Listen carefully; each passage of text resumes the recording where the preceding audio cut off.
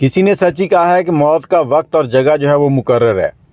मुजफ्फरगढ़ का एक छोटा सा इलाका, जहां का एक नौजवान कराची में मजदूरी करता था। जब उसकी मैयत घर पहुंची तो पूरे का पूरा शहर जो है वो सोगवार हो गया, क्योंकि मैयत एक नहीं चार थीं। होता क्या है, ये नौजवान कराची में मजदूरी करता है और वहां पर अपने बच्चों की कफालत के लिए रिज़्क कमा रहा है, और वहां पर इसकी डेथ हो जाती है। जब इसकी मौत की खबर जो है वो घर पहुँचती है तो घर से 3 भाई इसके जो हैं वो कराची के लिए रवाना होते हैं। रोते पीटते जो है कराची पहुँचते हैं, वहाँ से भाई की मैयत जो है उसको वसूल करते हैं और एम्बुलेंस में बिठा लेकर वापस आ रहे थे। ज़ाहिर पीर के करीब एम्बुलेंस को हादसा पेश आता है और इस हादसे में 3 भाई जो मैयत लेने गए थे वो और उनके साथ एक ड्राइवर जो है उसकी भी डेथ हो जाती है। और इन तीनों भाइयों के साथ चौथे भाई जब चारों की मैयतें घर पहुंची तो पूरे का पूरा इलाका सोगवार हो गया। एक ही घर के 4 भाई एक साथ इकट्ठे जनाजे।